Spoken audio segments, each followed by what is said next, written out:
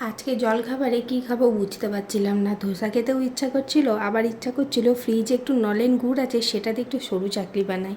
তো যাই হোক, আমি এখানে ধোসাও বানাইনি, সরু চাকলিও বানাইনি, এটার কী নাম দেবো তোমরাই বলো।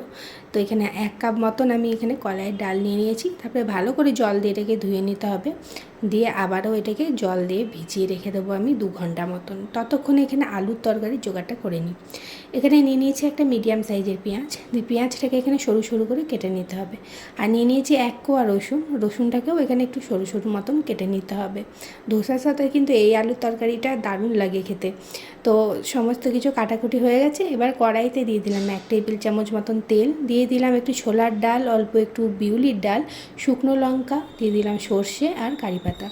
এগুলো ফোড়নে দিয়ে দিয়েছি। আর এবার অ্যাড করে দেবো পেঁয়াজটা, দিয়ে পেঁয়াজটাই সমস্ত কিছুর সঙ্গে হালকা একটু ভাজা ভাজা করে নিতে হবে। খুব বেশি কিন্তু এখানে পেঁয়াজটা ভেজো না, হালকা একটু ভাজতে হবে। তো এই তরকারিতে হালকা একটুই পেঁয়াজটা ভাজে। আর সেদ্ধ আলুর ইউজ হয়, কিন্তু আমি এমনি কাঁচা আলুই আজকে কিউব কিউব করে কেটে নিয়েছি, দিয়ে সেইটা এখানে অ্যাড করে দিয়েছি। দিয়ে ভালো করে এটার সঙ্গে মিশিয়ে নিয়েছি। আর ওপর থেকে দিয়ে দিলাম স্বাদ অনুযায়ী নুন, অল্প একটু হলুদ গুঁড়ো, একটু চিনি দিয়ে দিয়েছি টেস্টটাকে ব্যালেন্স করার জন্য, একটা কাঁচা লঙ্কা দিয়ে সমস্ত কিছুকে খুব ভালোভাবে এখানে মিশিয়ে নেব। আর ওপর থেকে দিয়ে দেবো জল, 1/2 কাপ মতন জল দিয়েছি। দিয়ে জল দিয়েও ভালো করে মিশিয়ে নিয়ে এটাকে ঢাকা দিয়ে আলুটা সেদ্ধ হতে দেবো। ততক্ষণে এইদিকে ডালটাও ভিজে গেছে, তোমরা দেখে বুঝতে পারছো ডালটা একদম সুন্দরভাবে এখানে ভিজে গেছে।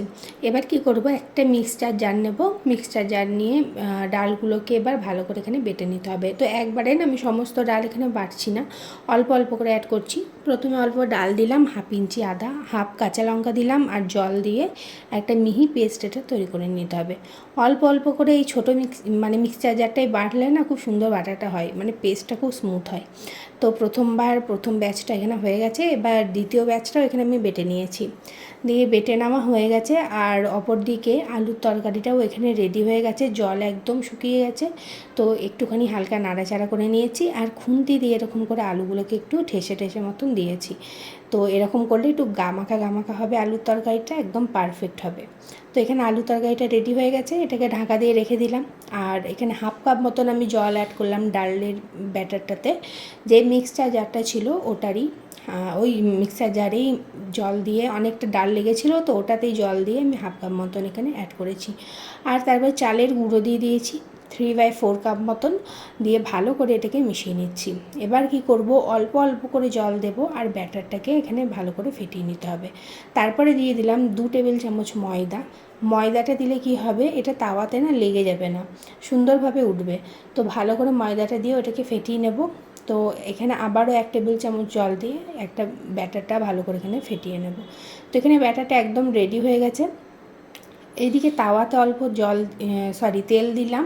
তেল দেওয়ার পর একটু জলের ছিটে দিয়ে ভালো করে তাওয়াটাকে এখানে মুছে দিচ্ছি একটা রুমাল দিয়ে।